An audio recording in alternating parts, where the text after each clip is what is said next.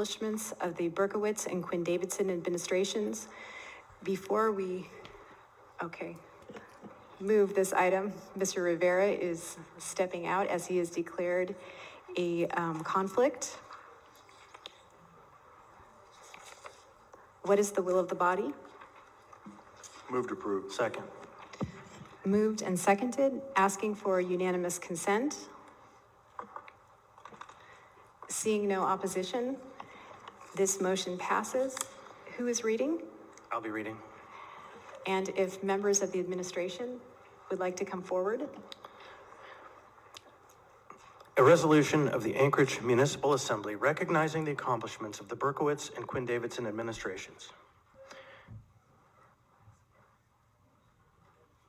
Madam Chair. Yes, Mr. Vice Chair. I would ask for a reminder to members of the public that this is not the time for booing. Thank you, Mr. Vice Chair. That is correct. I ask for all of us to please maintain a respectful atmosphere as we conduct the city's business. Thank you. Thank you, Mr. Vice Chair. Whereas Mayor Ethan Berkowitz served from July 1, 2015 to October 23, 2020, and Acting Mayor Austin Quinn Davidson served from October 23, 2020, and will end her term on June 30th, 2021. And whereas these administrations worked through several declared civil emergencies, including a 7.1 earthquake in 2018, the potential displacement of people experiencing homelessness in the summer of 2019, and the COVID-19 pandemic in 2020 and 2021.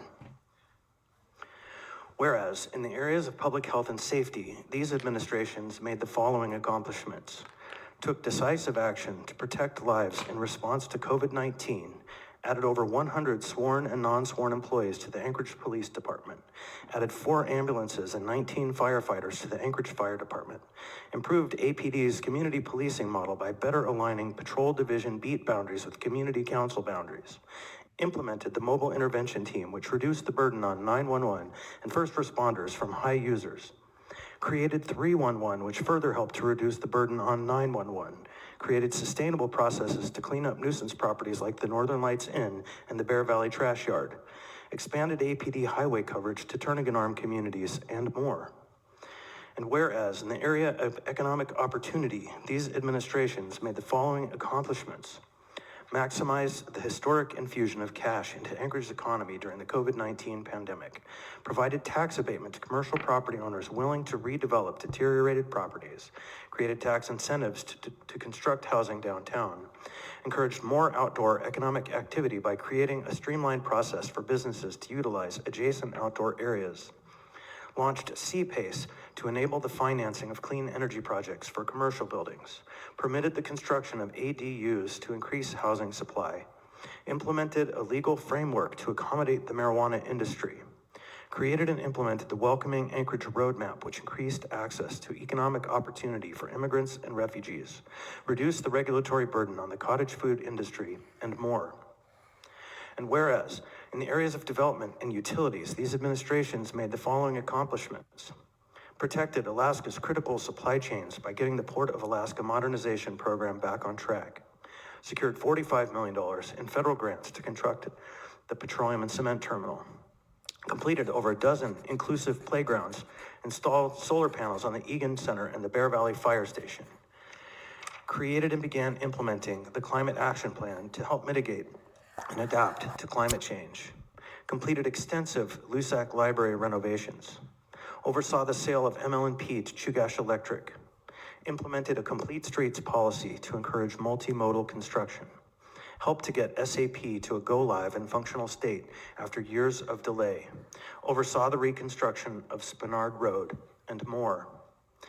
And whereas, in the areas of housing and homelessness, these administrations made the following accomplishments: partnered with the Rasmussen Foundation to support housing development through the Chief Housing Officer position, helped to develop the Anchored Home Strategic Action Plan, implemented the very successful Home for Good program, which had 150 participants, supported AFD's core team to address the needs of people in crisis with behavioral health needs, expanded emergency shelter, added 125 affordable housing units to the Safe Harbor Revitalization Project, stood up the Homeless Leadership Council to encourage business leadership and advocacy for homeless solutions, established a public-private partnership with the primary funders, including Rasmussen Foundation, Providence, Alaska, Premera Blue Cross Blue Shield of Alaska, and Widener Apartment Homes, committing at least $40 million of private sector investment in compassionate responses to the homelessness crisis.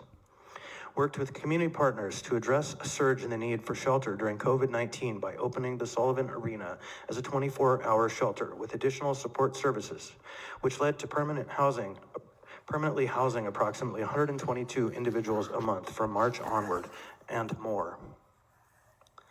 And whereas none of these accomplishments would have been possible without the talent, tenacity, and hard work of countless staff in the mayor's office and municipal manager's office, including, but most certainly not limited to, Suzanne Fleek Green, Sharon Lane, Ona Browse, Jason Bockenstead, Kristen DeSmith, Carolyn Hall, Katie Skovic, George Martinez, Amy Kaufman, Camilla Hussein Scott, Shannon Kuhn, Bill Falsey, Mike Abbott, Anna Henderson, Nora Morse, Kendra Arciniega, Katie Dougherty, Catherine Kemp, Ira Slomsky-Pritz, Chelsea Ward Waller, Claire Pywell, Joy Moglicki, Jared James, Laura Herman, Felix Rivera, Meyer Hutchinson, Nellie Gillespie, Travis Smith, Nancy Burke, Rosa Salazar, and China Kentner.